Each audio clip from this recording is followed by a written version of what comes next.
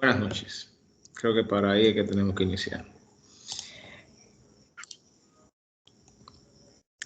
Hemos ido trabajando en el transcurso de esta materia con lo que es el concepto del derecho y sus características. E hicimos un paso por lo que tenía que ver con la teoría de la norma jurídica. Y pudimos evaluar que estudiando la complejidad del fenómeno de las normas, de cómo distinguimos una norma jurídica de una norma que no es jurídica, como uno de los primeros intentos intentados por autores como Kelsen, autores como Austin, era correlacionándola con un elemento de sanción. Evidentemente que esto, aunque luciera atractivo, tenía una situación que les pecaba de simplicidad, siendo las palabras de autores posteriores. Y evidentemente, si estudiamos a fondo cada ordenamiento jurídico, si bien es cierto, aparecen normas que contemplan, se aparejan sanciones. No todas las normas del ordenamiento jurídico aparejan sanciones y por ahí uno puede pensar en las normas potestativas, en las normas para la celebración de un contrato, en las normas procesales. No siempre las normas procesales van de la mano con una sanción, lo que evidencia que si bien una gran parte del ordenamiento jurídico se compone de normas con un elemento de sanción, ese no es una nota característica y necesaria en todas. Entonces, ¿para dónde se dirigieron otros autores? Los otros autores han trabajado el tema de la definición del derecho estableciendo, y eso lo hemos ya dicho en dos clases anteriores, desde una perspectiva global, desde la perspectiva de que no se debe analizar desde las normas, sino más bien desde una perspectiva sistemática, global, desde una perspectiva que tiene que ver con el ordenamiento jurídico. Y de eso hemos venido hablando ya en dos clases pasadas. Y hemos hablado de que como no existe una característica común a todas las normas jurídicas que puede tomarse como base para distinguirla de otros tipos de normas, se requiere que enfoquemos la atención no ya en las normas, sino en otra caracterización, que sería la idea de una noción de sistema jurídico. Entonces, evidentemente que cuando hablamos de sistema, estamos hablando de algo más que el conjunto de normas. Un sistema jurídico no es un mero librero donde uno va colocando las normas. También hay una serie de elementos, una serie de características en donde podemos identificar claramente un ordenamiento jurídico. Entonces, ¿cuáles son esas características? Conforme a autores positivistas, como es el caso de Norberto Bobbio, él plantea que las características esenciales son tres. Está lo que es la unidad, está lo que es la plenitud y está lo que es la coherencia. Entonces, vale preguntarse, ¿a qué llamamos unidad? ¿A qué llamamos plenitud? ¿A qué llamamos coherencia? Vamos a ver, más o menos, yo me imagino que ustedes para la hora de estudiar el material del concurso, vieron esto de unidad, plenitud y coherencia, y evidentemente que aunque sea un intento de respuesta puede tener. ¿Quién de ustedes me pudiera decir más o menos qué consideran que sería la unidad como característica del ordenamiento jurídico? A ver, adelante, Manuel. Bien, buenas tardes nuevamente para todos. La parte de la unidad como primera característica del ordenamiento jurídico es el hecho de que las normas que conforman el ordenamiento jurídico deben estar todas acorde a una norma suprema, que en este caso sería la Constitución. No hay contrariedad entre ellas, sino que todas las normas están frente a y en unidad con la Constitución. Muy bien, interesante respuesta, Emanuel, porque el tema de la unidad va muy de la mano con la identificación precisamente del máximo peldaño del ordenamiento. Adelante, Héctor.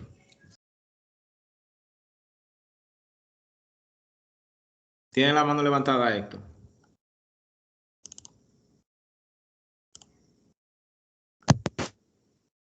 Sí, le escuchamos, Héctor, adelante. Ok, sí, con relación a la unidad del ordenamiento jurídico, ciertamente entiendo que esto define la actitud de que todas las normas se mantengan de una u otra forma en un conjunto, o sea, que formen parte de un todo, que todas estén aglutinadas de manera que no estén dispersas. Esa es la forma del ordenamiento jurídico, que no puedan disolverse de una forma simple, sino que mantengan su unidad, su fuerza, su contenido de manera conjunta, toda. Realmente eso es lo que entiendo por la unidad, que ciertamente el ordenamiento jurídico se mantenga de manera indisoluble podría decirse en un conjunto, en un todo. Que cuando se hable de ordenamiento jurídico, se hable de que todas las leyes están contenidas en ese ordenamiento jurídico. Ok. Bien, interesante aporte de Héctor, aunque habría que afinar algunas cositas. Además de Héctor y además de Manuel, ¿algún otro participante se anima a ver más o menos qué puede ver como unidad? ¿En qué consiste la unidad como característica del ordenamiento jurídico?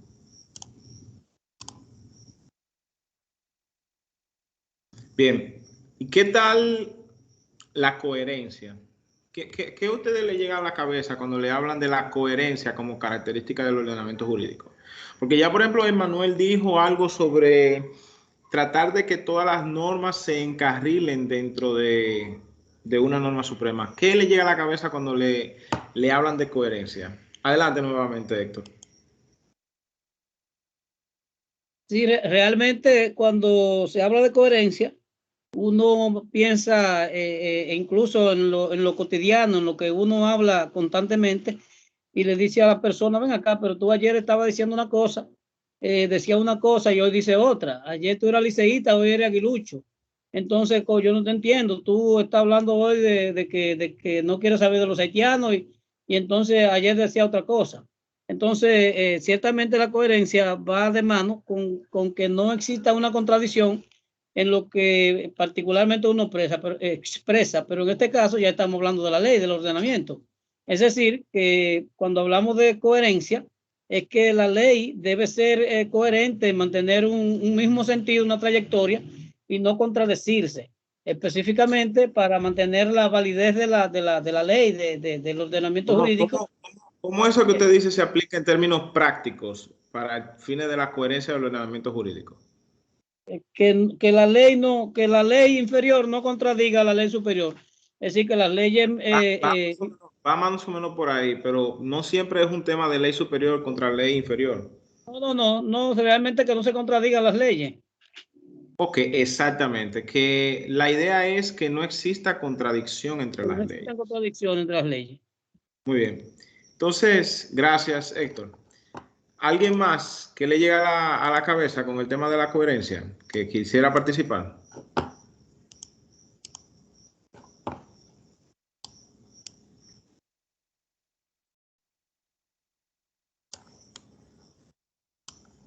Yo, magistrado, yo podría abordarle diciéndole que para mí la coherencia viene en que todas las leyes tienen que estar conformes a la Constitución, no pueden ser contrarias a la Constitución. Entonces ya cuando se parte de la Constitución para hacer las demás normas, para realizar el proceso de la norma sobre la producción, ya entonces partiendo desde la Constitución, no existirían contradicción entre ellas mismas.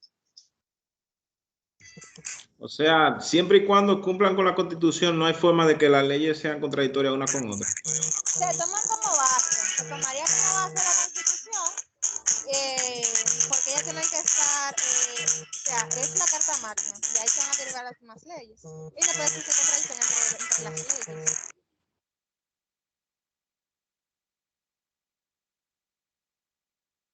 No escuché nada aquí, sí. Escúchame que me estaban llamando, era. Ok. No me escuchó, me dijo. Nope.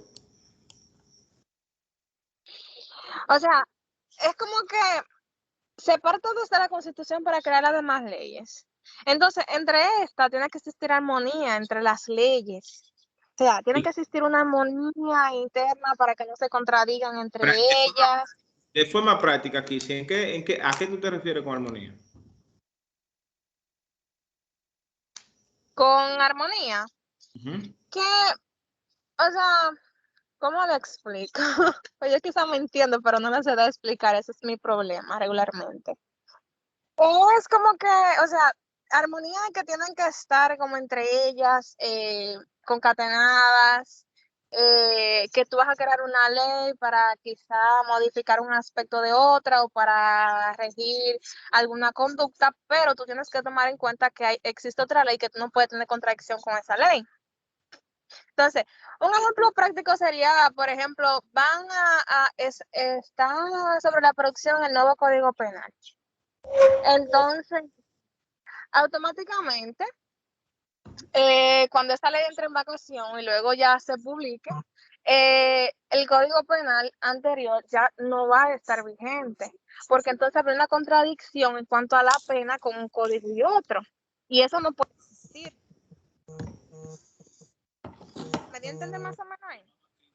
Más o menos, se puede entender bien con el ejemplo. Alguien más, lo que le llega a la cabeza, la coherencia. Kissy y Rafael se acercaron bastante, o sea, básicamente se acerca mucho lo que han planteado, pero es algo que ustedes ven todos los días en la práctica jurídica cotidiana. Magistrado, Sí, buenas. Adelante, Nairobi. magistrado, yo entiendo más el ordenamiento jurídico, la coherencia se refiere a que si hay una ley que prohíbe algo, no puede venir otra que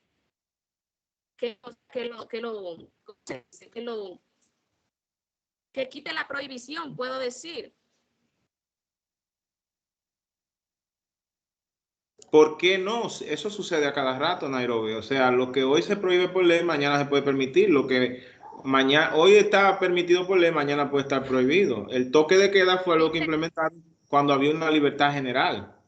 Sí, pero tiene que existir algo nuevo que le dé curso, no las dos juntas. Entonces, cómo usted resolvería ese problema? Ese choque de normas. Tiene que derogar una a la otra. Interesante. ¿Y qué criterio usted utilizaría para que una derogue a la otra? Bueno, ¿cómo que Usted criterio? va bien, ya usted usó la palabra clave, pero ¿qué criterio usted Pero utilizaría claro, para usted que dice, una vive y profe. otra muere? Bueno, que con una se derogue la otra, profe, porque si hay Pero una ley, ¿cuál deroga cuál? la nueva deroga la pasada. Ah, perfecto. Tú ves, ya estamos acercándonos. O sea, no siempre es un tema de si está una ley inferior a una ley superior, sino a veces No, puede ser un tema de una ley anterior con una ley posterior. Entonces, esos son exacto. problemas de coherencia que surgen en el ordenamiento jurídico, pero eso no indica que no sea coherente. Lo que hay es, como bien lo han dicho, hay criterios para solucionar esos problemas. Yo veía a Emmanuel con la mano levantada. Muy buena participación, Nairobi. Adelante, Emmanuel. No, está bien, y la bajé porque coincidía con la parte de IVA en un de orden con la intervención de Nairobi por la parte de las normas, que ella decía que no podía haber una norma posterior que permitiera algo que una anterior la prohibía. Entonces iba a intervenir ahí para decir que sí se puede, siempre y cuando la nueva derogue la anterior. Por ejemplo, la ley 136-03 que instituye el Código de Menor, instituye que para la celebración de audiencias de materia de niños y adolescentes no se requiere la indumentaria. El abogado no tiene que ir con toga, no tiene que ir con birrete. ¿Ustedes han visto en niños y niñas que los abogados suben con toga y birrete? No, profe. Ok, pero en los demás tribunales sí, correcto. Ajá. Entonces, ¿cuál es la norma que obliga a los abogados a subir con toga y birrete en los demás tribunales?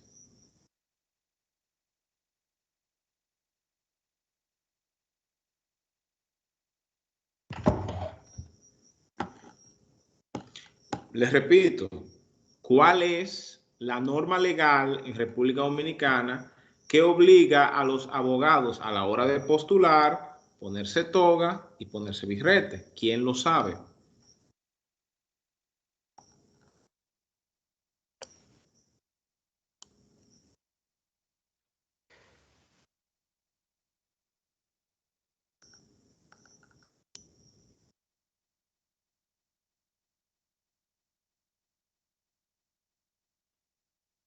Nadie sabe cuál es la norma que obliga a que ustedes tengan que ponerse toga y birrete para conocer audiencia. La ley 821. Gracias, maestra Yaquelma. Exactamente, la ley 821 sobre organización judicial. Entonces, como la ley 821 de organización judicial plantea que hay que usar toga y birrete, y esa ley está vigente, ¿por qué no la aplican en niño y niña? ¿Quién me lo puede responder? Imagino que por lo especial de la materia, magistrado. Por la especialidad de la materia, Kirsi. Vamos a ver qué opinan los demás. Dígame usted, Carolyn. Sí, yo voy en el mismo sentido de Kisi, porque uno de los criterios para resolver los conflictos de norma es que la ley especial deroga la ley general. En este caso, niño y niña se trata de una materia especializada. Pero la ley 821 no ha sido derogada. No, me refiero en el sentido de no aplicarla, en casos concretos. Exacto. Muy puntual eso. Es muy puntual eso. Adelante, Manuel. Tiene la mano Ahí levantada. está sí, ahí está la parte de la ley posterior también. Está muteado. El micrófono, magistrado. Pero Estimado. supongamos entonces, Manuel, que la ley 821 sea modificada y creen la ley 821-2022 para el próximo año, que sea la nueva ley de organización judicial, que obligue a todos los tribunales a utilizar toga y birrete. Esa ley automáticamente derogaría las disposiciones por las cuales no se usa toga y birrete en materia de niños y adolescentes. No, ahí nos iríamos al criterio que mencionabas, compañera, El de criterio la de especialidad. Correcto. Vean algo importante. Ustedes prácticamente se saben esta clase, porque independientemente de que no dominen, digamos, el aspecto filosófico detrás de todo eso, ustedes lo han visto en la práctica. Todo lo que ustedes han mencionado, el criterio de jerarquía, ley superior deroga la inferior, criterio de cronología, ley posterior deroga la anterior, y criterio de especialidad, ley general deroga la especial. Todo lo que ustedes ahora mismo han mencionado son exactamente los parámetros con los que se mantiene la coherencia en el ordenamiento jurídico. Y finalmente, plenitud. Ya hemos dicho que la unidad es que todo acuda a una norma suprema. La plenitud la coherencia tiene que ver con evitar contradicciones. ¿Y a qué se refiere la plenitud?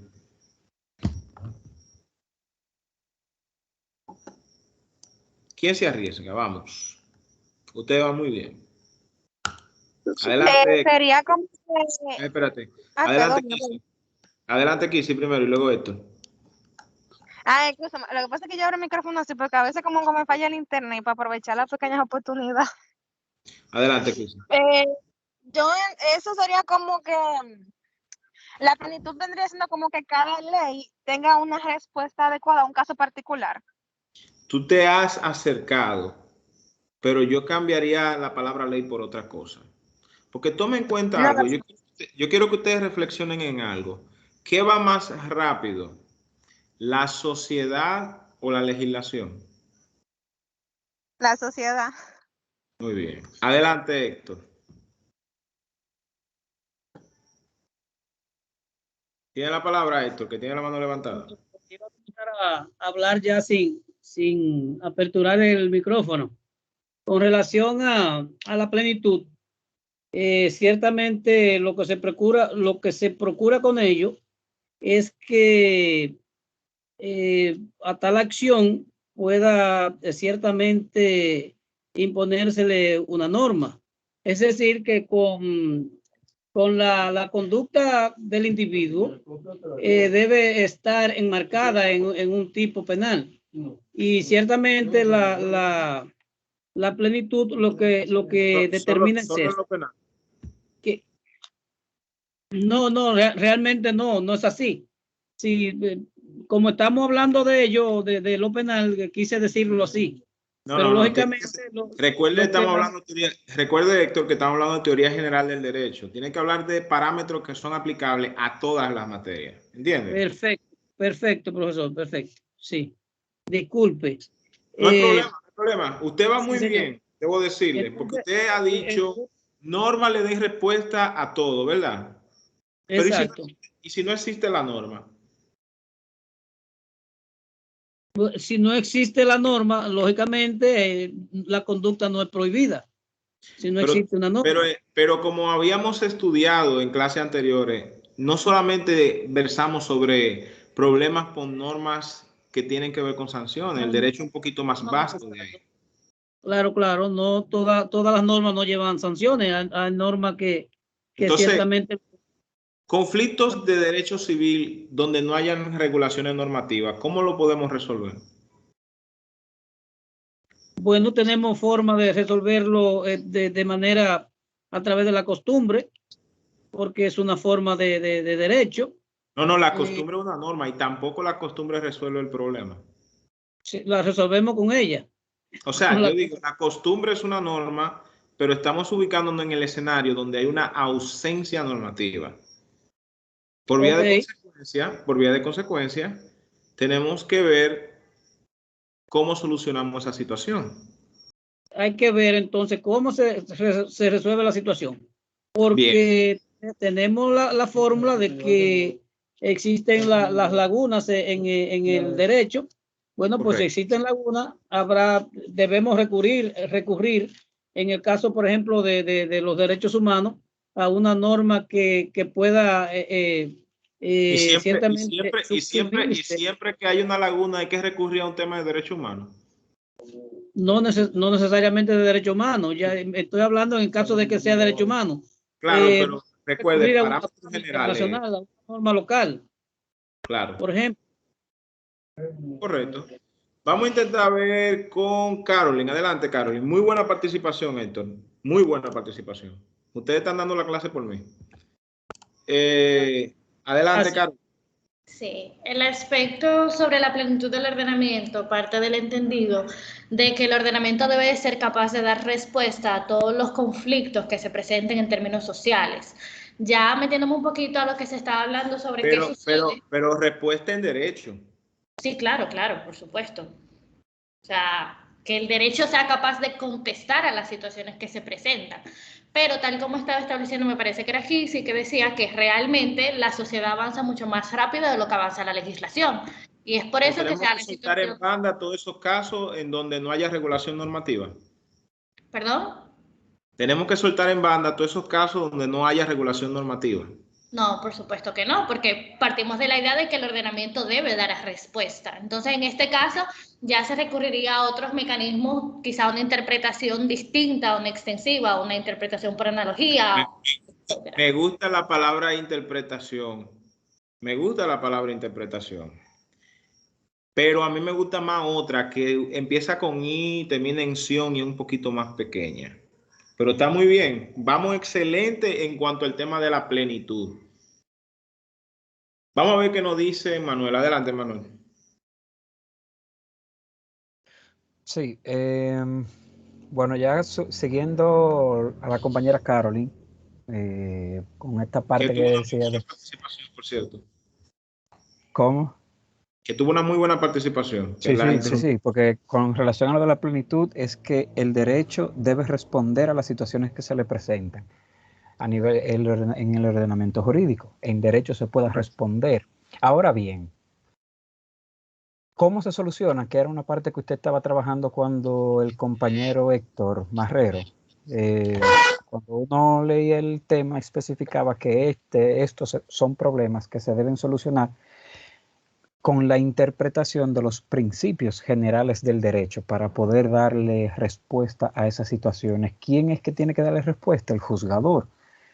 Ante una laguna legislativa, normativa, entonces tiene que irse a la interpretación de los principios generales del derecho para no dejar al usuario que va con una preocupación y un problema, no dejarle un segundo problema que es la no respuesta. Y entonces se le estaría... En otra palabra, ¿qué hacemos con esa laguna? ¿Qué hacemos? ¿Qué está haciendo el operador jurídico frente a esa laguna? Lo que está haciendo es llenando esa laguna. Que también pudiera ser integrar, un criterio de integración, como bien lo ha mencionado. Perfecto. Entonces, ahí yo voy a hacer una pregunta, porque siempre que llego a esta parte de este tema, siempre me hago la pregunta. ¿Y qué sucede entonces con el principio de legalidad? Vamos a tratar eso el día de hoy. Ah, perfecto. Porque siempre que estudio esta parte de que el juzgador no puede, claro está, no puede alegar un vacío legal para no darle respuesta a una situación.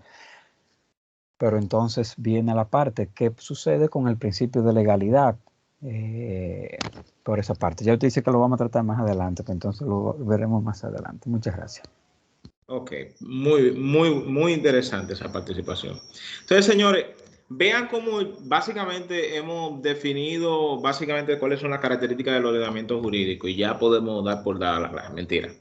Vamos a iniciar, porque ya ustedes vieron lo que es la unidad, ya vieron lo que es la plenitud, ya vieron lo que es la coherencia por su propia participación. Entonces, vamos a tratar de ver cómo las refinamos en la participación ahí. Lo primero que se lee bien la diapositiva. ¿La pueden ver bien? Sí. Ah, perfecto. Entonces, aquí hablamos de los problemas del ordenamiento jurídico. Entonces, el primer problema sería, las normas que componen el ordenamiento jurídico constituyen una unidad. En caso afirmativo, ¿de qué manera la constituyen? Este es un problema de la jerarquía de las normas jurídicas. También parte de lo que tiene que ver con la unidad es un tema de las fuentes del derecho. Por lo que cuando a ustedes les toque estudiar las fuentes del derecho, vayan siempre a que es un tema de la unidad del ordenamiento jurídico. Porque si partimos de que un ordenamiento jurídico tiene una norma suprema, véanlo como la fuente de donde emana el agua. Es decir, si decimos que la costumbre de comprar al por mayor productos cuando usted va y lo compra al mercado es una costumbre jurídica, entonces usted tiene que hacer un ejercicio de rastreo de esa costumbre hacia la norma fundamental. Si decimos que en nuestro ordenamiento jurídico el homicidio está prohibido, penado y castigado por la ley, de conformidad con una norma específica, tenemos que rastrear esa norma hacia el origen de dicha norma para saber que realmente constituye derecho válido. Y de eso, ese es el tema de la unidad. Porque unidad significa reductio ad unum, o sea, redúcemela a uno. Es como este merengue de Quinito Méndez que decía, hay un hoyo, hay un hoyo, hay un hoyo en la orilla del mar, hay un hoyo en la orilla del mar. Prácticamente es hacer ese mismo merengue con todas las normas. Una ley aprobada por la Constitución que viene de ahí, la norma fundamental. Básicamente, es el mismo merengue, pero cambiando todos los elementos por norma jurídica. Porque como ustedes se darán cuenta, el ordenamiento jurídico, y así lo describe Kelsen, tiene una construcción escalonada. Las normas emanan de otras normas hasta llegar a una que no emane de ninguna otra, que esa es la que a usted le va a dar problema. Entonces, como segundo problema, que lo exploramos aquí de lleno, es si el ordenamiento constituye un todo coherente, es decir, si constituye un sistema. Y evidentemente que si lo analizamos, el legislador de hoy no es necesariamente el legislador de mañana. El que legisla o el que regula dentro de un consejo de regidores no necesariamente es el mismo que regula en Indotel. Y tanto el consejo de regidores, la sala capitular del ayuntamiento, como el Instituto Dominicano de Telecomunicaciones emiten normas jurídicas. No leyes en sentido estrictos, pero sí emiten normas jurídicas. Y cuando viene a ver, esa resolución de una sala capitular de un ayuntamiento contraviene lo que te dice Indotel en algún punto específico, y tenemos que decidir cómo ponemos esto un todo coherente, cuál sobrevive y cuál muere. Entonces ahí es donde la coherencia se encuentra de frente con las antinomias jurídicas. Y como tercer problema, en caso de que pueda decirse que el ordenamiento jurídico es unitario y sistemático, puede también hablarse de que es pleno. Y aquí entra lo que bien ustedes mencionaron, que son las lagunas jurídicas. Entonces, iniciemos con la unidad. Entonces, sobre la unidad del ordenamiento jurídico tenemos que hacer el siguiente aclarando. Si todas las normas proveyeran directamente del poder originario, estaríamos frente a un ordenamiento simple. Qué sencillo. Si, por ejemplo, todo, la Constitución, la ley, la costumbre, las resoluciones, las ordenanzas, todo lo emite el mismo órgano, ya no tenemos problema. ¿Por qué? Porque sencillamente lo único que tendríamos que preguntarnos fue, ¿lo decidió el legislador X? Sí, es una norma jurídica del sistema dominicano. No, no es una norma jurídica del sistema dominicano. Pero esa no es la realidad de nuestro sistema jurídico. Nuestros sistemas jurídicos son complejos. ¿Por qué son complejos? Porque hay dos elementos esenciales que tenemos que tomar en cuenta. Número uno, todo ordenamiento no nace en un desierto. Es decir, nace en cualquier otra parte, pero no nace en un desierto. Y número dos, la delegación de ese poder originario en otros subórganos. Es decir, si tenemos un poder originario que es el constituyente originario, también crea el constituyente derivado, pero también crea un grupo que tiene poder legislativo, que es precisamente la Cámara Alta y la Cámara Baja, que son el Senado y la Cámara de Diputados, que componen el Congreso. Pero además tenemos centro de poder en todas partes. Tenemos los jueces tienen competencia para dictar actos normativos particulares y esos son normas. El Tribunal Constitucional dicta normas. La Sala Capitular de un ayuntamiento dicta normas. Indotel dicta normas. La Superintendencia de Banco dicta normas. La Superintendencia de Seguro dicta normas. Proconsumidor dicta normas. De hecho, uno de los problemas que se encontró con Proconsumidor con una sentencia reciente del Tribunal Constitucional es que le dijeron que no siempre puede utilizar ese poder normativo. ¿Tuvieron en contacto alguno de ustedes con esa decisión?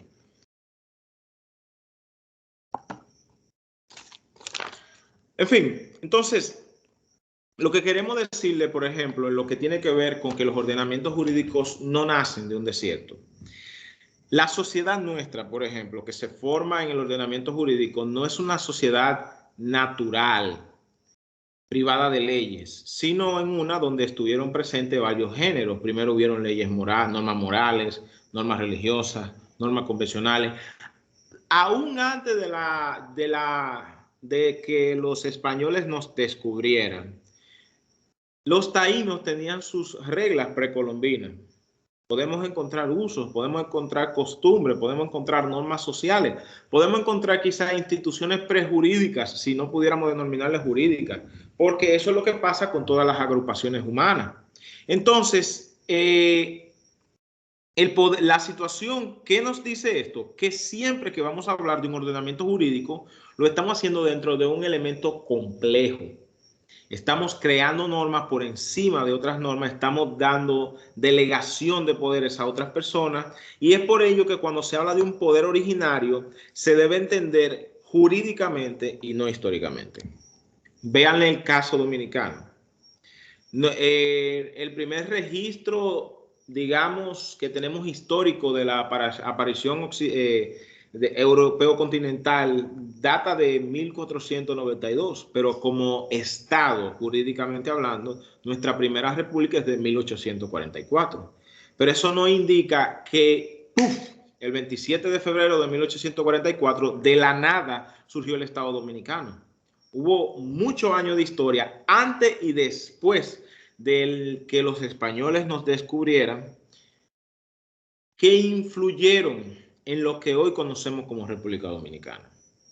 Por eso es que cuando hablemos de la fuente del derecho, tenemos que reconocer que es una situación más problemática que predatada. No sé si me entiendan en ese punto. Y como otro problema está lo que tiene que ver con la delegación del poder originario. El poder originario, es decir, el poder constituyente original de la primera constitución, una vez constituido, tiene una situación de normatividad. Y es que, si imagínense que todo lo que haya que regular jurídicamente caiga en manos de ese poder constituyente, no haría nunca bien su labor. ¿Qué tiene que hacer? Necesariamente delegar.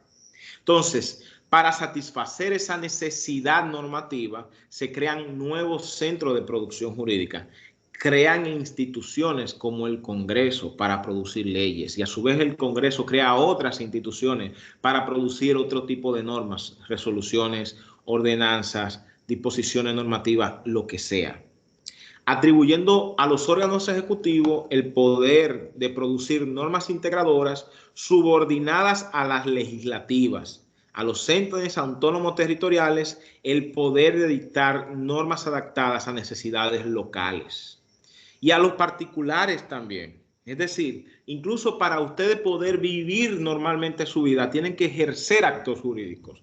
Cuando usted sale y compra un chicle al colmado, usted está creando un acto jurídico entre usted y el colmadero.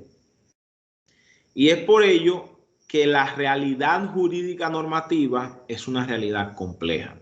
Porque cuando usted va haciendo esa escala, esa construcción escalonada del ordenamiento jurídico, se dará cuenta la gran cantidad de centros de producción normativa con las que usted se encuentra alrededor suyo, hasta con las normas que usted le dicta al hijo suyo en su casa.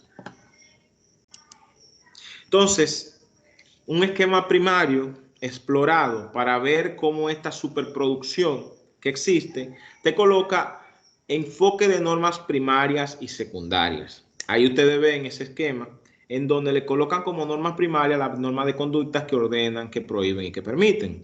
Pero dentro de las normas secundarias, normas potestativas, dentro de las que ordenan ordenar, ordenan prohibir y ordenan permitir. Dentro de las que prohíben prohibir, prohíben ordenar y prohíben facultar. Dentro de las que permiten permitir, permiten prohibir y permiten ordenar. Estas son metanormas, porque son normas para quienes crean normas.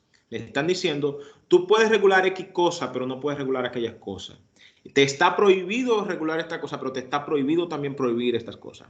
El artículo 40.15, por ejemplo, es una norma y una metanorma al mismo tiempo, ese artículo de la Constitución. ¿Por qué? Porque oigan lo que dice. A nadie puede obligársele a hacer lo que la ley no manda, ni impedírsele lo que la ley no prohíbe. Esto desde norma secundaria te está diciendo a ti, se te prohíbe prohibir aquello que la ley no prohíbe y se te prohíbe ordenar aquello que la ley no te ha dicho que tú puedes ordenar.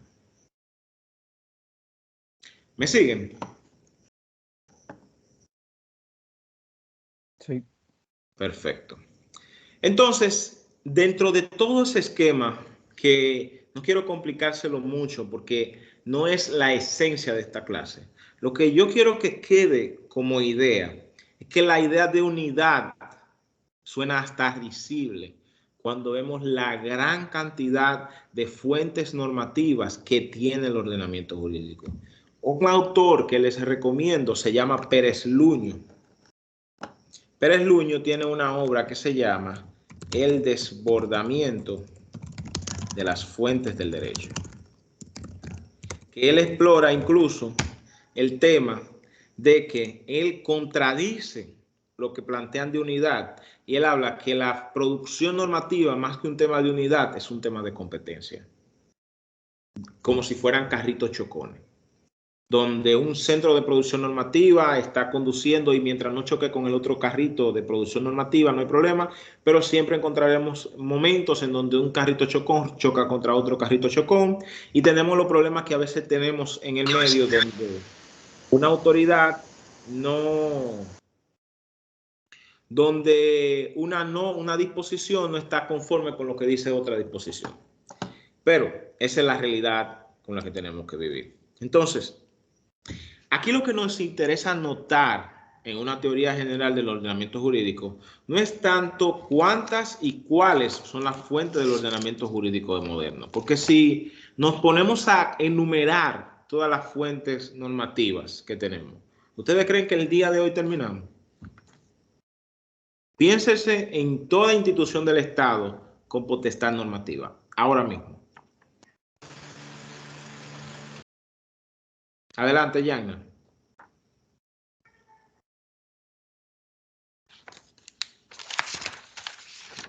Salud Pública tiene potestad normativa. El Ministerio de Educación tiene potestad normativa. Turismo tiene potestad normativa.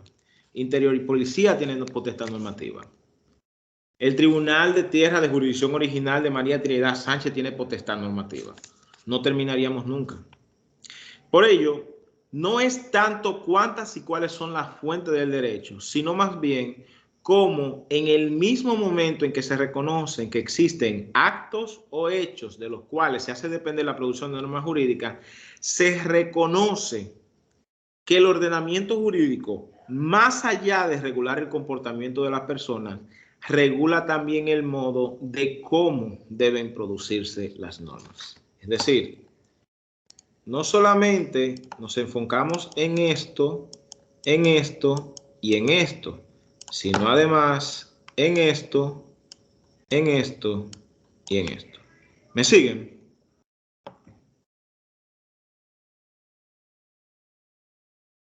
Sí, magistrado. Perfecto.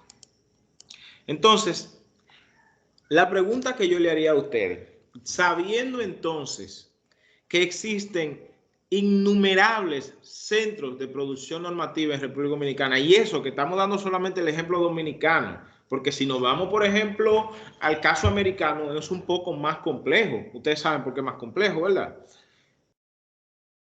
Esa complejidad descarta la unidad del ordenamiento jurídico.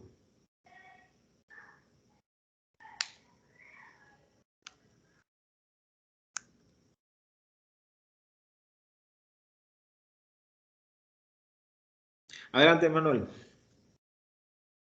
En mi opinión, no. Ok. ¿Por qué no? Sí, en mi opinión, no, porque si nos vamos a que la unidad en el ordenamiento jurídico busca que las normas estén acorde con una norma superior, que en nuestro caso es la Constitución, por más estamentos normativos que nos pongamos a mencionar el día de hoy, cada uno de esos que nosotros mencionemos van a tener que responder a la Constitución en cuanto a su ordenamiento y en cuanto a los lineamientos que tiene para con nosotros. Entonces la unidad siempre se va a mantener, porque es que si no, en nuestro ordenamiento jurídico lo que nosotros tendríamos serían anarquías en cada institución que hacen lo que quieren, pero esa unidad se mantiene. Mientras no contravengan la Constitución, pueden ser entes de regulación normativa cualquiera, ¿correcto? No cualquiera. Ok, no entonces... cualquiera. Porque usted ha mencionado, en su parte, usted ha mencionado instituciones específicas que tienen ese poder. ¿Y cómo yo distingo el ayuntamiento de Nagua de mi interés particular porque la ciudad mejore? Porque, por ejemplo, yo puedo ir a un área verde y poner un letrero que diga no pise la grama. Lo puse yo. ¿Eso es una norma jurídica? No. El ayuntamiento, sin embargo, pone en otra área verde un letrero que dice no pise la grama. ¿Eso es una norma jurídica? Tampoco, porque eso es un mandato. Y no es una norma jurídica si lo hace la autoridad municipal. Pero en el caso de la autoridad municipal tiene las vías o tiene la potestad para hacer regular eso. En el caso mío, ¿Y quién le confiere esa potestad? El Estado, y el Estado somos nosotros. ¿A través de qué? ¿Directamente se le confiere o hay alguna norma que se la No, confiere? a través de la 176-07, a Perfecto, través de la ley. perfecto. Pero ¿qué le da validez a esa ley? El hecho de haber sido emitida por el Poder Legislativo en nuestro ordenamiento jurídico. ¿Dónde dice eso? En lo que nosotros hemos venido estudiando anteriormente, una norma, para ser norma, una de las características es haber sido emitida por el órgano generador de la misma, que es el Muy Poder bien. Legislativo en el caso de nosotros. ¿Y quién le da esa potestad a ese Poder Legislativo? Se lo da el Poder Constituyente. Entonces ahí tú ves cómo, mientras el ayuntamiento lo que hace, lo podemos rastrear directamente a la Constitución, porque más que sea, digamos, que no sea contrario a la Constitución, es ver la Constitución como una norma habilitante. ¿Entiendes? Porque si es porque, bueno, su actuación no es contraria a la Constitución, con eso hay que cuidarse un poco, porque cuando hablamos de normas potestativas, no hablamos de meras prerrogativas, hablamos de que el Estado te ha habilitado para crear normas. ¿Entiendes? Entonces, esa habilitación que se produce es una habilitación como una especie de hilo conector, como el merengue de Quinito. Usted puede ahora mismo hacer un merengue de Quinito con lo que acaba de decir. Esa norma fue dictada por el ayuntamiento, que se hizo de acuerdo con la ley 176-07, que fue una ley dictada por el Poder Legislativo, que tiene poder para dictar esa ley conforme a la Constitución. ¿Me entiendes, Manuel? Completamente, correctamente. Exacto. Quinito es una chambra delante de nosotros con esto. Sí, pero es un ejercicio muy importante. ¿Y saben por qué es muy importante? Porque cuando ustedes analicen a fondo muchas normas que aplicamos, no tenemos forma de cantar ese merengue. Porque a mí nadie me ha explicado todavía cómo es que están sancionando gente barriendo la Plaza de la Bandera. Independientemente de lo justo o de lo injusto, quiero que alguien me pueda cantar el merengue de Quinito con esa sanción.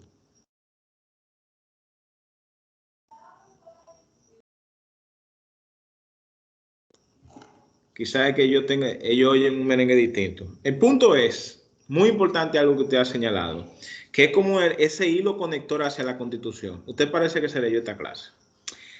Oiga bien, por numerosas que sean las fuentes del derecho en un ordenamiento complejo, este ordenamiento constituye una unidad por el hecho de que directa o indirectamente, con vueltas más o menos tortuosas, todas las fuentes del derecho convergen ¿en qué? En una única norma. De esta manera, la estructura jerárquica se compone de normas superiores, la ley 176-07, la Constitución más para arriba de ella y más para abajo las disposiciones del ayuntamiento, y de normas inferiores. Partiendo de las normas inferiores a las normas superiores, llegamos a las normas constitucionales.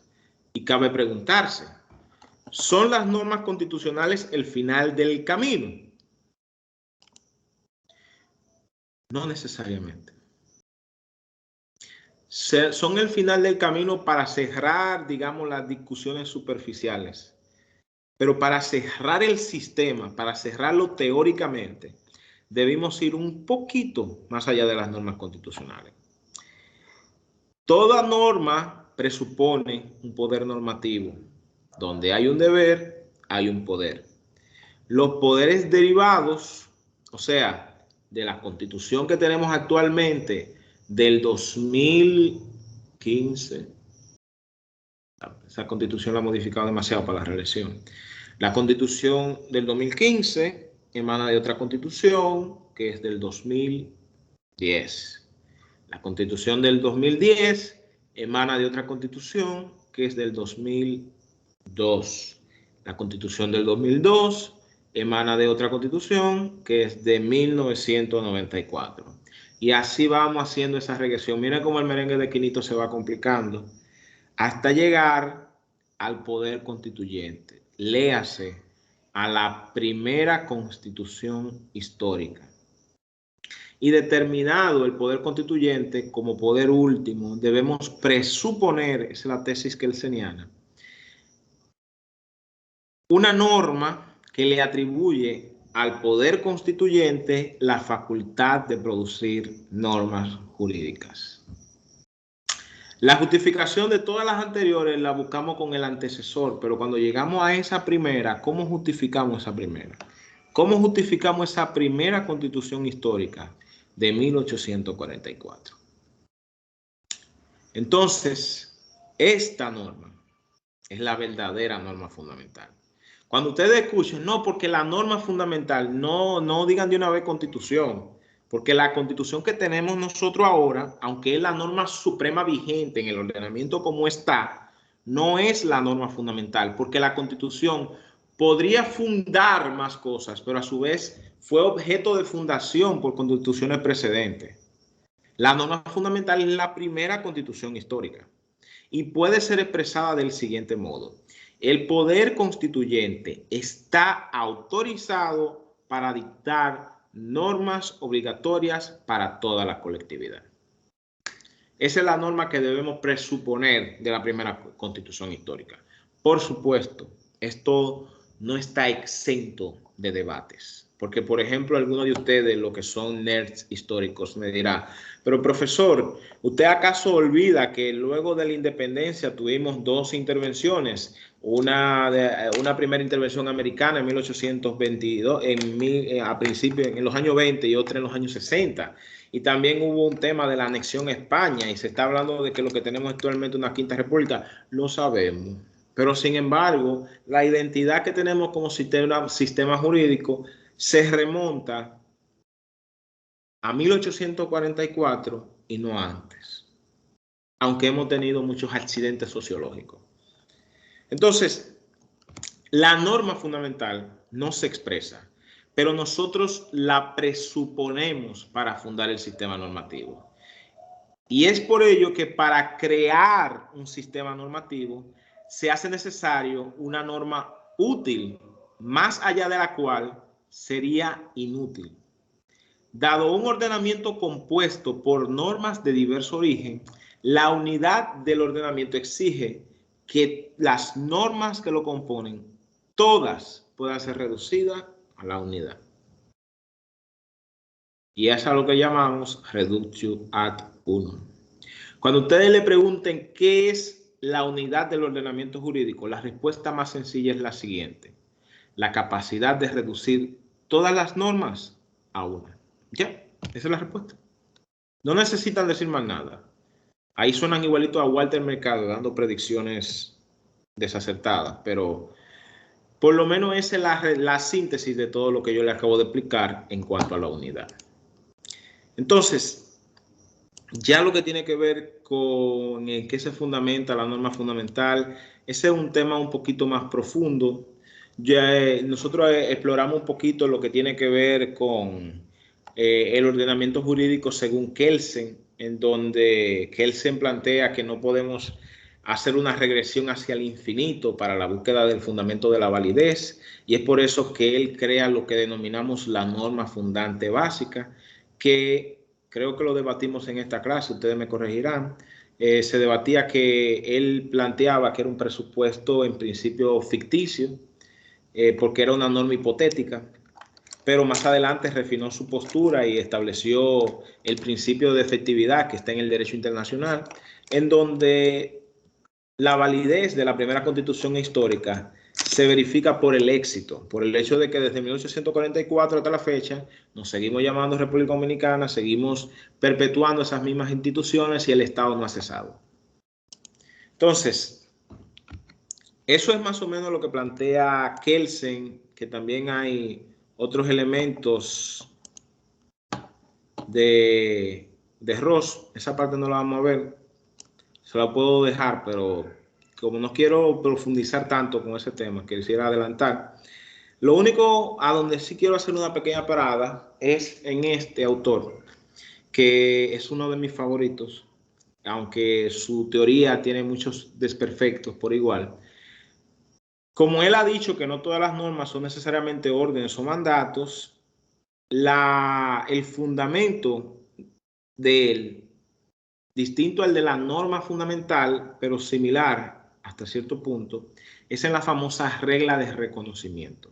La regla de reconocimiento ya no es un presupuesto lógico epistemológico como Kelsen. La regla de reconocimiento como fundamento del orden jurídico es un presupuesto empírico social. Es observando la conducta de los jueces, observando la conducta de la sociedad en general, con un punto de vista interno en donde adoptan el derecho vigente.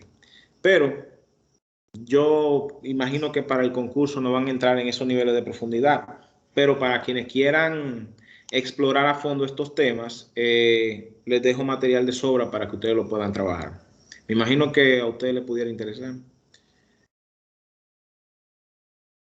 En fin, entonces, ya sabemos lo que es la unidad, lo de reducir todas las normas a una sola.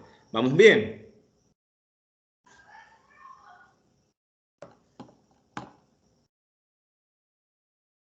Se fue el audio. Sí, no, estamos aquí. Perfecto. Perfecto. Entonces, ahora vamos con las antinomias.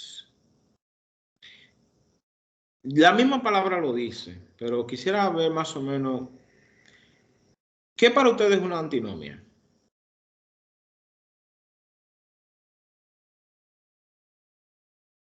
Adelante, Carolina. Es cuando dos normas regulan un mismo supuesto, pero son de manera contradictoria.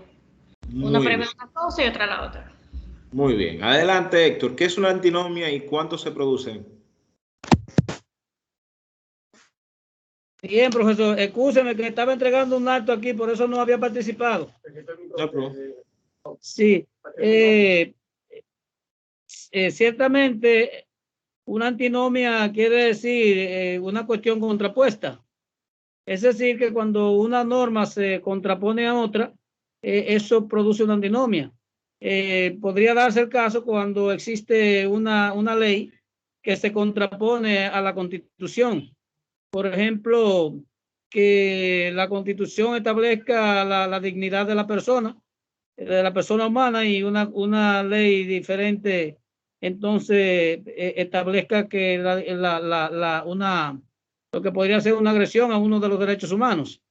Entonces, lo que quiero decir con ello es que ciertamente la antinomia lo que establece es que, o define el hecho de que una ley pueda contraponerse a otra específicamente en contra de la Constitución.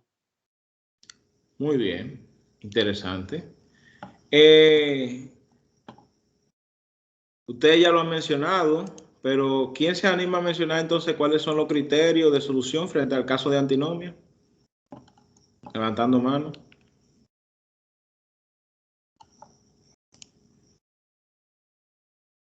Los criterios de solución frente a antinomias. Adelante, Manuel. Bien, hemos mencionado esta noche que uno de los criterios para la solución es el criterio de jerarquía, donde la ley superior se antepone a la ley inferior. Otro de los criterios que hemos mencionado es el criterio de que la ley actual deroga a la anterior por el criterio cronológico de la misma. Hay un tercer criterio que anda por ahí. Tal vez uno de los compañeros me ayude en esa parte. Vamos a ver si esto se lo sabe. Adelante. ¿Cuáles son los criterios?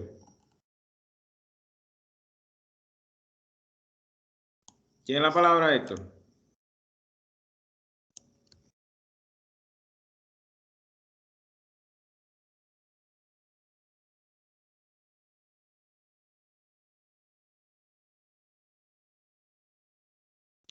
Bien. Y por último, ¿quién sabe distinguir entre una antinomia real y una antinomia aparente?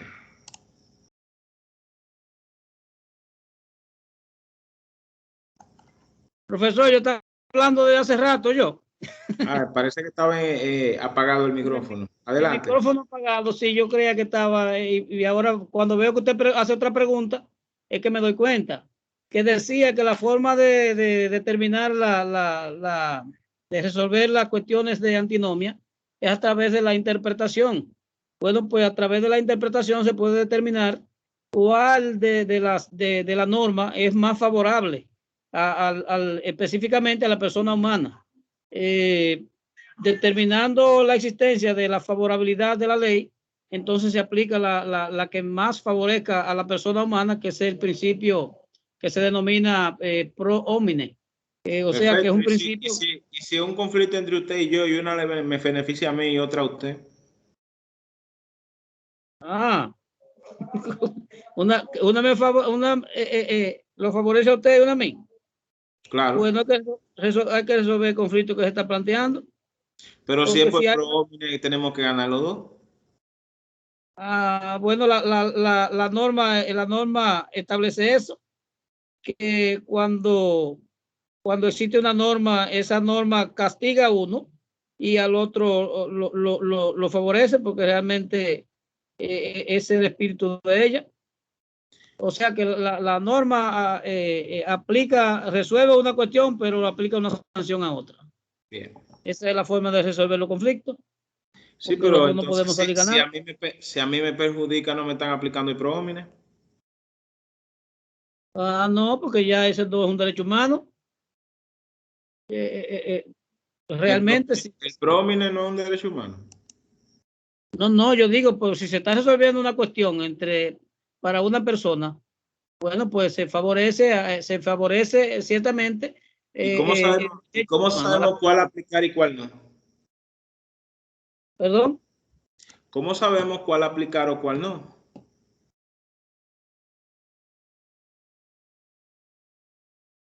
Bueno, realmente bueno, ya yo dije que es la que más favorece a la persona humana. Pero y ciertamente en este caso son dos personas humanas con dos normas distintas, una le favorece a usted y otra a mí. ¿Cuál sería el criterio de selección para saber cuál de las dos normas tomar en cuenta, sabiendo que si toma en cuenta la que le beneficia a usted, me perjudica a mí, y si toma en cuenta la que me favorece a mí, le perjudica a usted? Bueno, vamos a dejarlo a usted que resuelva eso como juez. Muy interesante la respuesta. Entonces, las antinomias, como bien ustedes han indicado, son conflictos de dos o más normas que regulan un mismo ámbito de aplicación y que llevan a respuestas contradictorias. Es decir, una norma que te permita transitar y otra norma que te prohíba transitar por la misma carretera, evidentemente que son dos normas incompatibles entre sí. Una de las dos tiene que prevalecer y otra tiene que sucumbir. Y es ahí entonces que cuando tenemos este tipo de antinomias tenemos dos clases. Las antinomias solubles, cuando la solución de la incompatibilidad puede ser resuelto por uno de los criterios de solución admitidos, también se le denomina antinomia aparente. Y las insolubles, ¿por qué? Porque el intérprete queda abandonado a sí mismo, ya sea por la ausencia de un criterio o por un conflicto entre los criterios dados. También estas se denominan como antinomias reales. Frente a los tres criterios claves para resolver problemas de antinomia son el criterio de jerarquía, ese ustedes lo dominan, ley superior deroga inferior, criterio cronológico, lex posterior deroga a priori, ley posterior deroga la anterior, y el criterio de especialidad, ley especial deroga la general. Pero aquí viene entonces una pregunta importante. ¿Qué pasa cuando hay conflictos de criterio? Cuando choca el criterio de jerarquía con el criterio cronológico. ¿Qué pasa cuando choca el criterio cronológico con el criterio de especialidad? ¿O qué pasa cuando el choque está entre el criterio de especialidad y el criterio de jerarquía?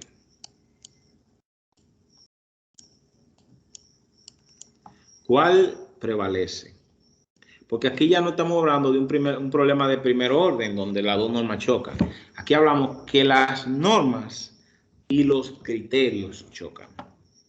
Entonces, la solución planteada por la filosofía del derecho es la siguiente. Frente a un choque entre el criterio jerárquico y el criterio cronológico, prevalece el jerárquico. Frente a un choque del cronológico y el de la especialidad, prevalece el de la especialidad. Pero ¿qué pasa si el choque es entre el criterio jerárquico y el criterio de especialidad? ¿Cuál prevalece y cuál tiene que sucumbir? ¿Cuál norma es más importante? ¿La norma superior jerárquicamente o la norma más especial?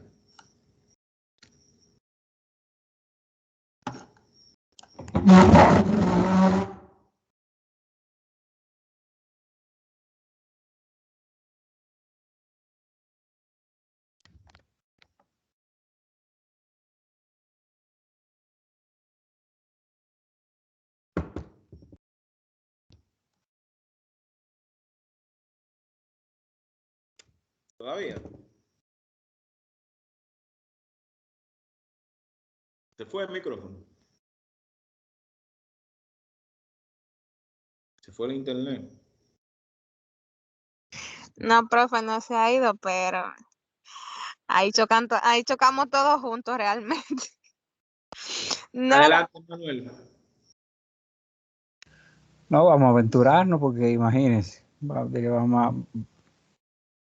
hay dos soluciones y usted nos va a poner a elegir una de las dos para ver después quién es que está equivocado y quién no, pero yo me inclino por la parte de la jerarquía, Okay. la superioridad. Yo interrumpí a Kissy. Vamos a ver qué decía Kissy. Adelante, Kissy. iba a hacer una línea de Manuel, pensando que prevalecería la jerarquía en lugar. Ok. Prevalecería la jerarquía. ¿Alguien tiene una posición distinta?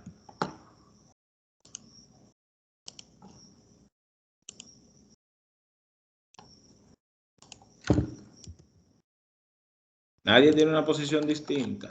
Profe, la especialidad. La especialidad. ¿Quién dijo especialidad? Profesor, Uh-huh.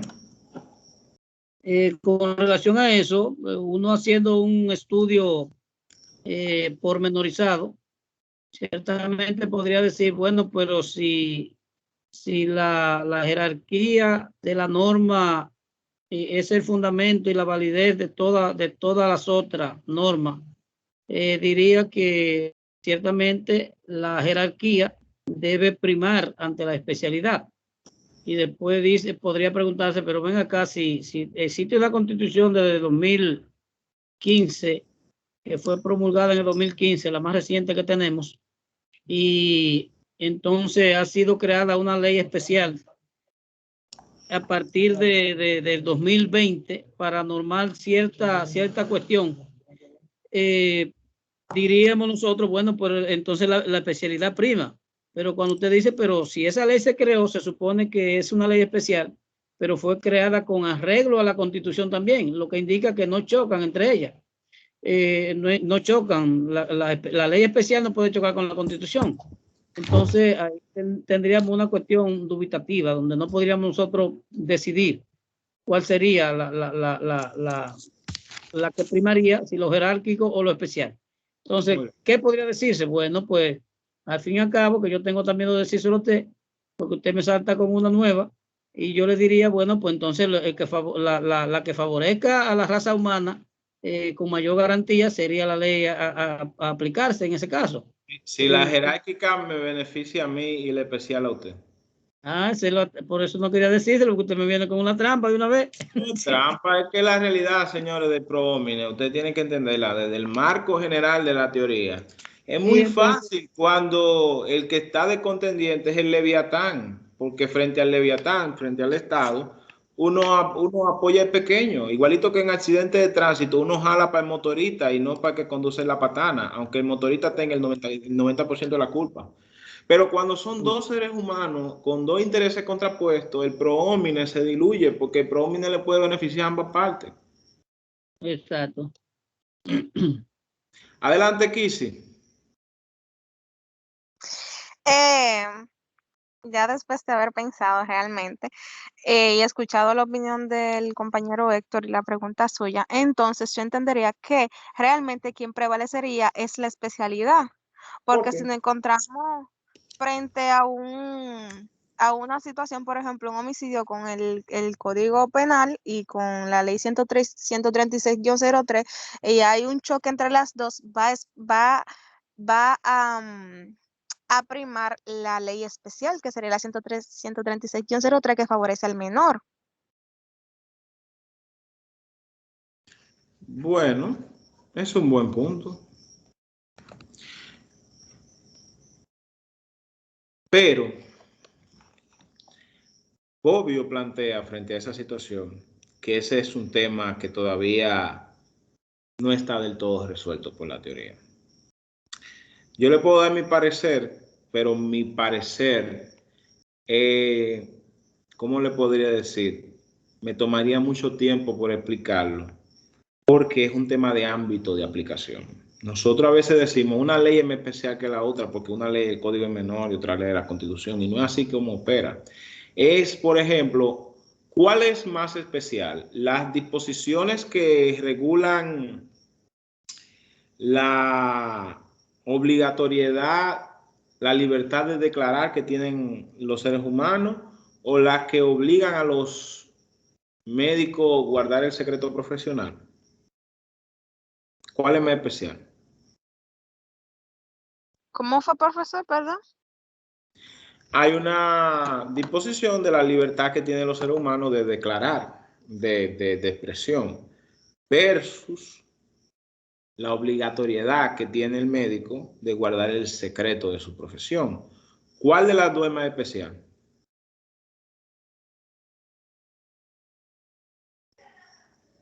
El secreto profesional. ¿Por qué?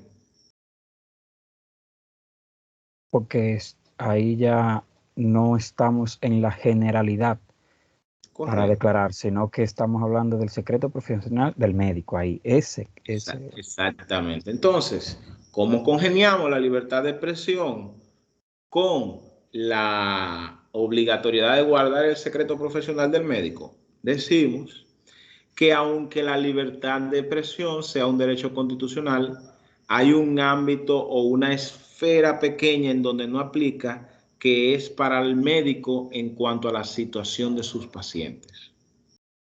¿Se entiende ahí? O sea, no es que la libertad de expresión no se respete, sino que no llega a esa esfera.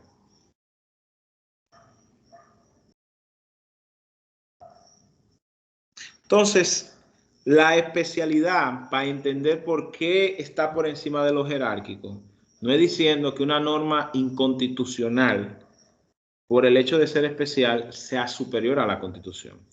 Porque tendría que la Constitución redactarse en términos expresos que afecte esa especialidad. Porque ahí estaría en equidad de especialidad. Si la Constitución para la libertad de expresión la definiera como todos tenemos derecho a expresarnos, y eso incluía a los médicos con el historial de sus pacientes, evidentemente que si la Constitución está así redactada, ya ahí no hay un problema de especialidad. Porque la Constitución en ese aspecto puntual es tan especial como la norma que obliga a los médicos a guardar el secreto profesional. No sé si me entiendan. Sí, perdón. Ok. Héctor tiene la mano levantada. Adelante, Héctor.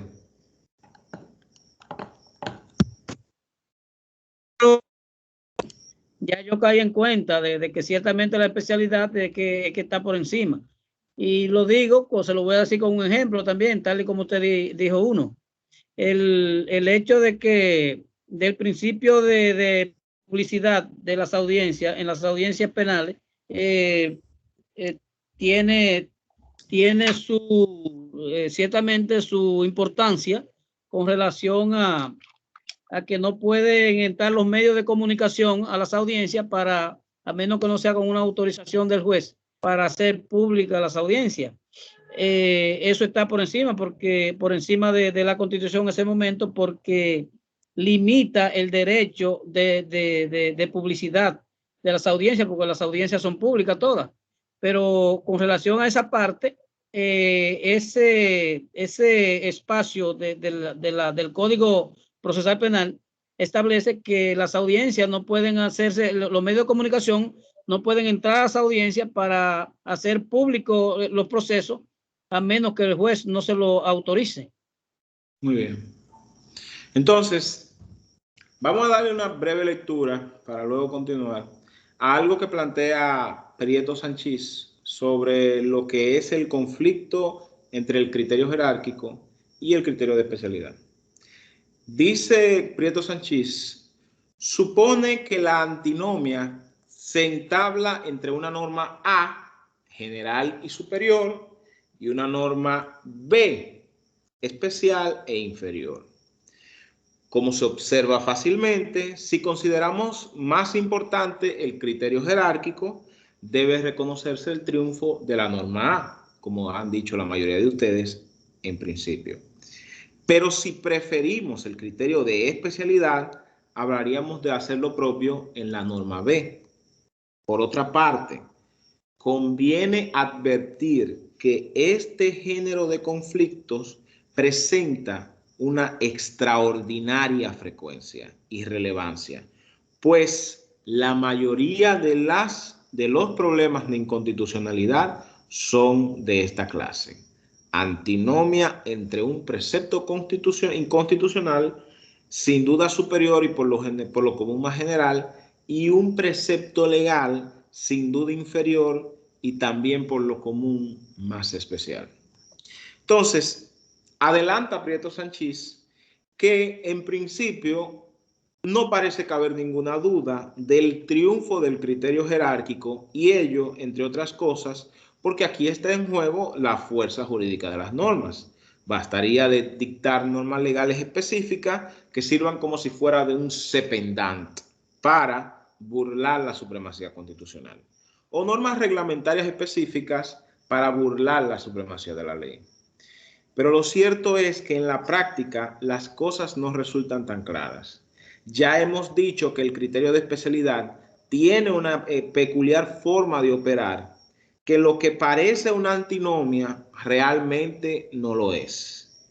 Lo que en resumidas cuentas se consigue mediante una interpretación restrictiva de la norma general que excluya de su esfera el supuesto contemplado por la especial. Como hemos indicado, la interpretación restrictiva que se puede hacer de una norma superior frente a la norma especial es lo que habilita que una norma especial pueda subsistir. Ahora, si la interpretación es extensiva, evidentemente se come el criterio de especialidad. Aunque con Héctor yo he estado haciendo mucho el jueguito de ¿y si son dos gente? Él dice algo que es muy importante, no es solo pro homine, sino que hay que examinar el criterio tutelador de normas fundamentales. Una norma fundamental que está llamado a tutelar una situación específica no puede ser burlada bajo ningún término por una norma inferior que sea especial, pero sea especial para joder los derechos fundamentales de una persona. Por ejemplo, que creen una norma que prohíba que puedan reunirse las asociaciones sindicales en los lugares de trabajo. Ustedes saben que ese es un derecho consagrado dentro del derecho al trabajo. Y aunque eso pudieran considerarlo como una especie de norma especial, su contenido es directamente violatorio a las disposiciones constitucionales, aunque no lo prescriban de manera expresa. Por lo que es un tema que hay que tomarlo con pinzas. Y por eso, aún en este momento, yo no me atrevería a decantarme ni por un criterio ni por el otro. ¿O qué ustedes opinan?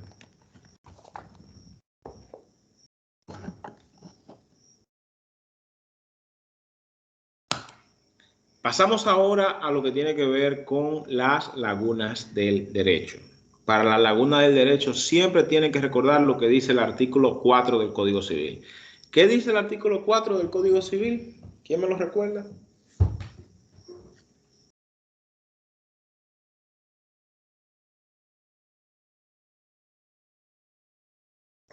Adelante, Carolina. No me lo sé de manera específica, pero se refiere al hecho de que el juez está en la obligación de estatuir y no puede abstenerse de lo mismo alegando lagunas en el derecho. La ley le dice al juez, la legislación le dice al juez, la ley está oscura para fallar el caso, problema tuyo. La ley no es clara, problema tuyo. No hay una norma, problema tuyo. Es insuficiente, problema tuyo. Falla y falla conforme al derecho. ¿Pero cuál derecho? No me importa, falla. Los jueces no pueden abstenerse de fallar, aun si el caso está carente de regulación normativa. Esa es la espada de doble filo que plantea el artículo 4 del Código Civil. ¿Y qué debe hacer un juez cuando tiene la obligación de fallar y no tiene materiales jurídicos? ¿Qué le hace?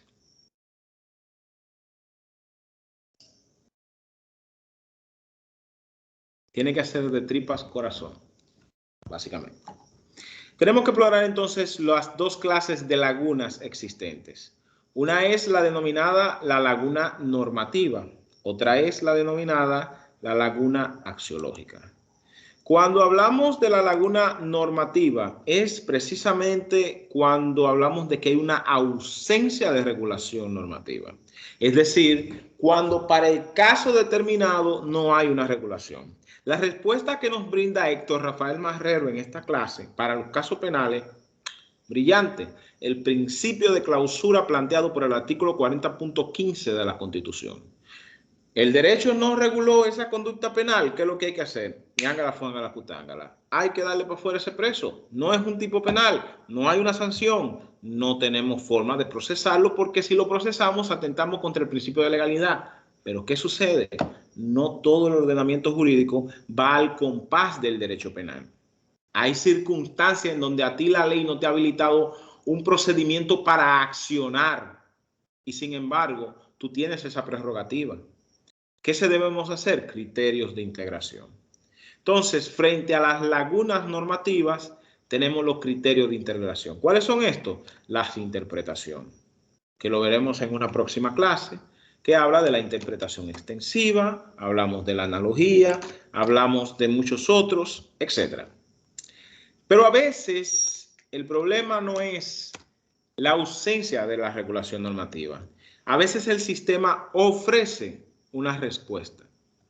Pero el problema de la respuesta es que nos hace ruido.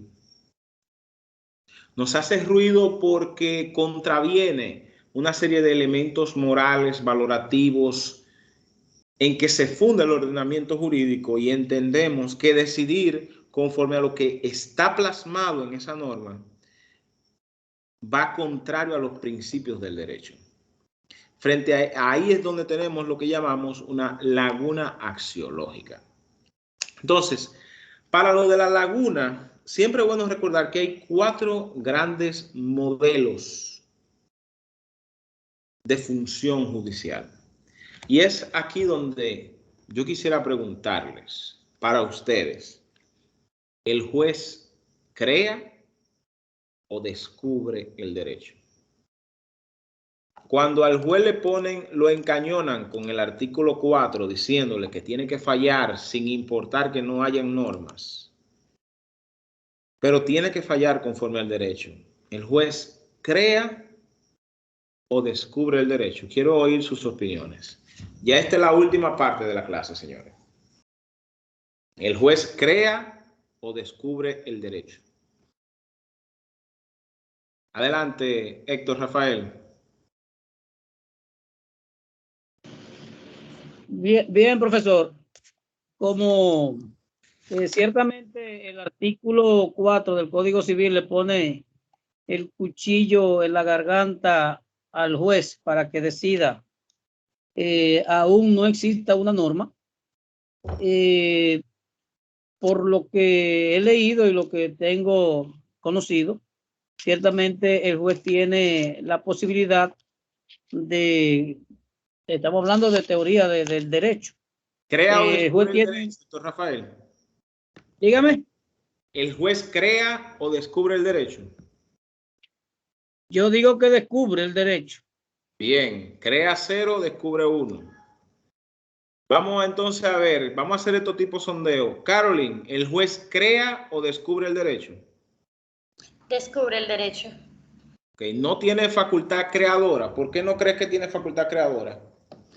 Porque para él, bueno, si partimos por los criterios de integración que estábamos hablando anteriormente, dependiendo de cuál aplique, él le aplica una extensión a lo interpretado o le da un sentido distinto, pero parte de una base, o sea, no parte de cero para establecer algo.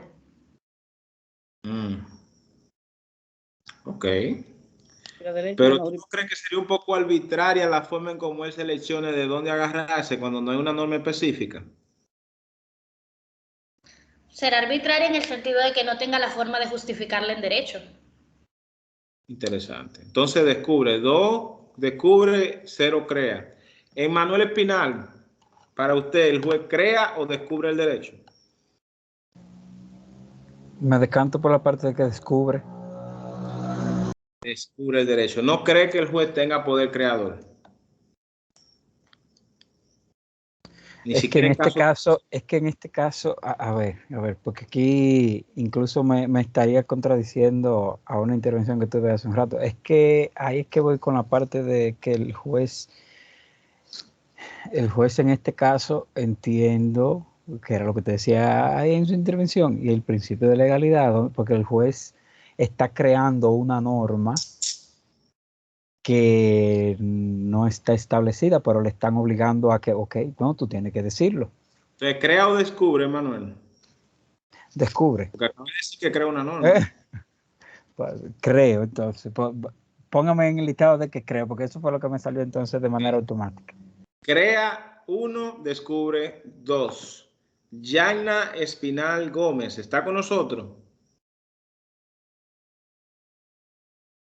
Yana Espinal Gómez, ¿está con nosotros? Dígame usted, estamos en la emisora Z101 FM. ¿El juez crea o descubre el derecho? Crea. ¿Por qué usted cree que crea? ¿Usted cree que el juez es legislador? No es legislador, pero tiene la facultad de establecer, vamos a decir, su criterio según sus conocimientos y las leyes que puede manejar según vamos a decir, la competencia donde él esté ubicado, o sea, el tribunal o etcétera. Y gracias a Dios, Yana, todos los jueces son profesionales excelentes y mejores seres humanos todavía. Dios nos libre de un juez malo. Entonces, con todas esas herramientas, creo que, y cuando crean ciertas jurisprudencias, creo que sí que crean, no sé si me dio a entender. Claro que se dio a entender. Muy bien, estamos 2-2. Darío Valentín, adelante, estamos con usted.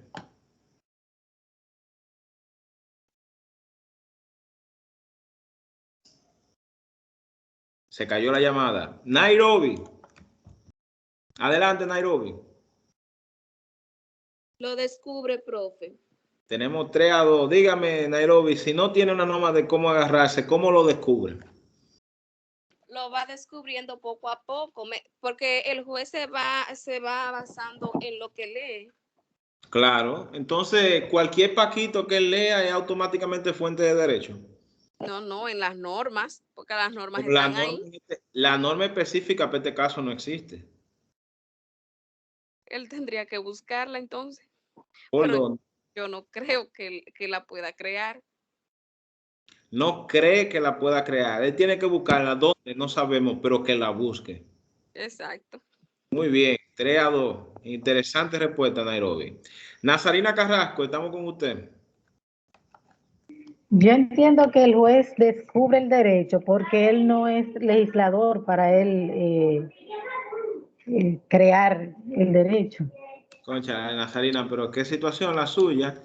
El artículo 4 le está diciendo al juez, falla, no me importa que haya normas, y ahora usted me agrega que tampoco puede legislar. No. Entonces, ¿cómo va a resolver ese caso, Nazarina? Utilizando la interpretación. ¿Interpretar qué, Nazarina? Pues tenemos que tener algo a interpretar, un parámetro general. No, tratarlo de adaptar al ordenamiento jurídico. Oh, la interpretación que más se ajuste al ordenamiento jurídico. Exacto. Crear una norma que sea la que más se ajuste al ordenamiento jurídico, es lo que usted me dice. Sí, más o menos por ahí es que voy.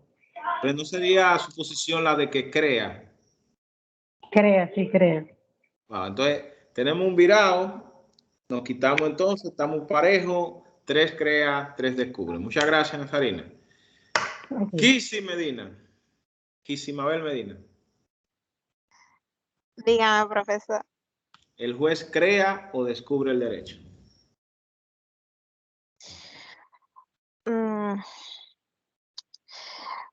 Para mí, Kisi, ¿usted le gustaría ser abogada frente a un juez que le guste crear el derecho?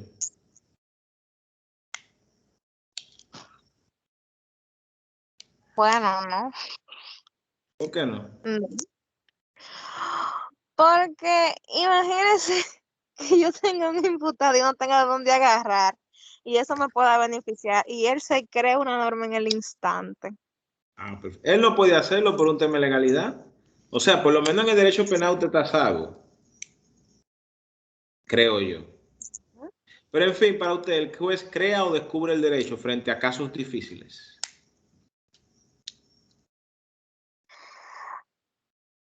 O sea, ¿cómo le explico? Hay un problemita realmente. Porque mire, él no crea la norma en sí, sino que es como que él la descubre. O sea, no está plasmada claramente en el derecho. No tienes un texto que te dice, mira, esto es así. Pero te está diciendo que si existe laguna normativa, tú puedes auxiliarte de los principios del derecho o de la analogía. O sea, no está creado ahí. Básicamente no te lo planteo ahí, pero te doy de dónde tú agarrarte. O sea, vete al principio del derecho, vete a la analogía. ¿Usted ha escuchado de los superpoderes que tenía Superman en los cómics? ¿Usted conoce a Superman, el personaje? El que se pone el pantaloncillo por fuera, se pone los lentes y no saben que él es Superman, sino el periodista. ¿Usted conoce ese personaje, verdad? En los cómics, Superman tenía todos los superpoderes menos los que todavía no había descubierto. Léase que Superman no sabía volar hasta que descubrió que sabía volar. No sabía que tenía invisibilidad hasta que descubrió que tenía invisibilidad. Cualquier superpoder que a usted se le ocurra ahora mismo, si a Superman se le ocurre que lo tiene, lo tiene. No sé si usted entienda por dónde yo me voy frente a lo que usted menciona de los principios. Cuando dicen recurre a los principios, usted no le está dando una capacidad creadora a los jueces ahí mismo. No lo está poniendo igual que Superman, que lo que antes no sabía que podía hacer, lo hace.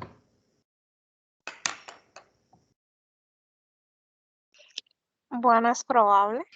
O sea, ¿cómo le explico? Realmente, mire, yo tengo mis dudas, porque yo le podría decir perfectamente, no, mira, el juez no crea el derecho, el juez descubre el derecho, pero perfectamente le puedo decir también que en tribunales tuve que te citan una jurisprudencia de un tribunal que emitió X situación en un caso determinado, aún teniendo un texto, o sea, y te lo varían por la interpretación. O sea, que también puede crear un criterio constante. Claro, pero también usted acaba de admitir que tienen un elemento muy discrecional en su forma de actuar. Bien. Entonces, ¿crea o descubre, Kisi, finalmente?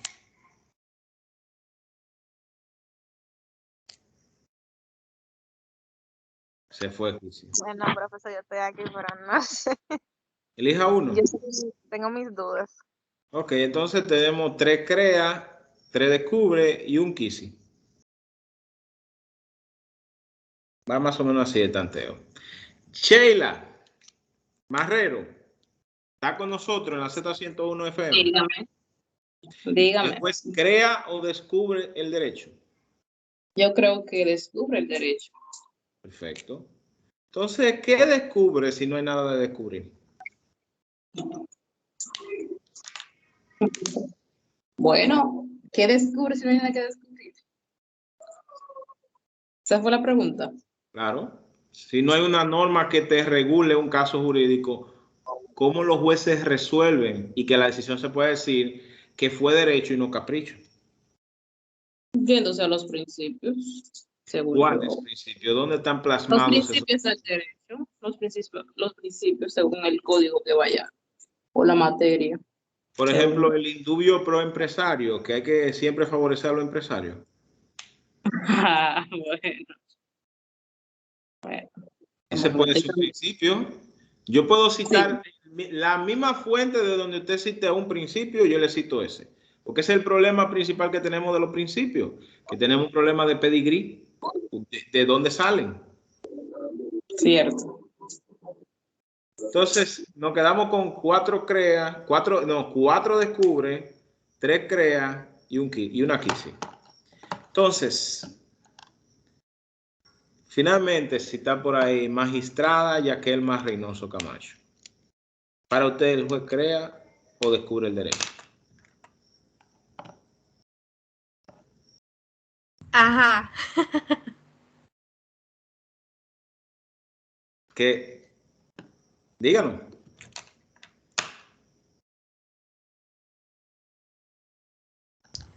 El juez no puede crear el derecho, descubre el derecho. Descubre el derecho. Sigo en esa teoría. Muy bien. Me gustó la respuesta de la magistrada, porque la magistrada, a pesar de que dice que descubre el derecho, dice me circunscribe a esta teoría. ¿Y por qué ella dice eso hábilmente? Porque como ustedes pueden ver en la presentación, hay varios modelos de función judicial. Hay un modelo formalista o silogístico, hay un modelo de positivista que quiero que esta parte me la copien cuando yo lo diga. Formalismo y positivismo no es lo mismo. Los formalistas no admiten discrecionalidad. Los positivistas sí admiten discrecionalidad. Porque los positivistas reconocen que como el derecho es normas y las normas son reglas convencionales formadas, evidentemente que las normas son agotables. Y por ende, como los problemas jurídicos son más amplios que las normas que puedan positivizar, se admite la posibilidad de que el juez actúe discrecionalmente. El realismo jurídico es más radical. El realismo jurídico dice que hay discrecionalidad en todos los casos. Y da el modelo principialista de la respuesta correcta, que es al que creo que se suscribe la magistrada Yaquelma con su respuesta. Pero vamos a ir viéndolo uno a uno.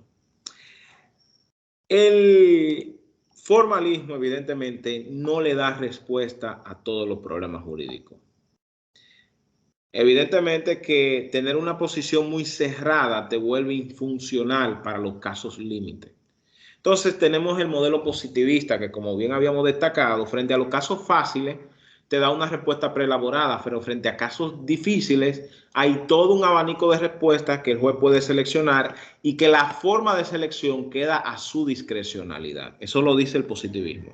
Entonces, un autor conocido como Ronald Dworkin criticó el positivismo analítico y sobre todo el positivismo analítico de Hart, porque él dijo que la aludida regla de reconocimiento a la que él alude no da cabida para reconocer como material jurídico a los principios y directrices, los que ustedes han mencionado, que contrario al pensamiento tradicional positivista, sí son tomados en cuenta a la hora de adjudicar. En un sistema democrático de derecho, el juez está subordinado a la ley y al derecho. Oigan bien, a la ley y al derecho. Eso es reconociendo que el derecho no se agota en la ley solamente, siendo el poder judicial un poder nulo. Ahí la posición de Dworkin es muy parecida a la posición de Montesquieu. Él dice que el juez tiene un poder nulo, pero ¿qué te está diciendo? Que cuando él actúa siempre va a ser en pos de descubrir el derecho. Él critica al realismo jurídico porque, como lo destacábamos, el realismo jurídico no le ve sentido a hablar de casos difíciles, ya que el juez tiene un poder político que no se encuentra subordinado a la ley. Conforme a los realistas, como dijimos desde la primera clase, la ley es lo que los jueces digan. Y ese enunciado es tan real como peligroso, porque se le cede al Poder Judicial un auténtico poder político. Y no deben tener ese poder político, porque no es congruente con el sistema de legitimación de Estado democrático. Nadie votó por mí, nadie votó por Yaquelma. Yo estoy aquí administrando justicia a pesar de que yo no sea la persona más popular y yo no me imagino nunca ganando una posición electiva porque yo no soy agradable. Pero cuando vaya a hacer mi trabajo tengo que legitimarme. Los casos difíciles no solo existen, sino además que para esto los jueces no se basan en decisiones, en objetivos sociales ni en directrices políticas. Las soluciones para estos casos tienen que fundamentarse en base a principios que fundamentan derechos.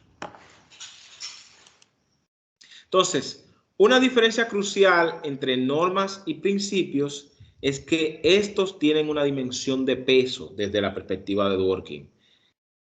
Cuando los principios interfieren, la solución tiene que tener en cuenta el peso relativo de cada uno de los principios. Ahí tiene un parecido con la ponderación. Pero esto no puede haber una mediación exacta. Y el juicio de si un principio o directriz en particular es más importante que otro, siempre va a ser un motivo de controversia. Sin embargo, es parte esencial del concepto del principio el que tenga esta dimensión, que tenga sentido preguntar qué importancia o peso tiene. Entonces, Dworkin nos cierra diciendo que una vez identificamos los principios jurídicos como una clase de estándares aparte, comprobamos que estamos completamente rodeados de ellos. Los profesores de derecho lo enseñan, los textos los citan, los historiadores del derecho los celebran, pero donde parecen funcionar con el mayor fuerza y el mayor peso es en los casos difíciles. Una de las respuestas iniciales que aquí dijeron fue la clave para esto. Frente a una separación de poderes, ¿cuál es el principal freno para que el juez ejercite derecho y no capricho? Yo a ustedes le diría que la clave está en la legitimidad de sus decisiones. ¿Y cómo lo hacen? Argumentándola correctamente en hechos y en derechos. Y si es 8:58 de la noche de un 17 de noviembre del año 2021, el día de hoy hemos terminado, señores. Muchas gracias. ¿Alguna pregunta?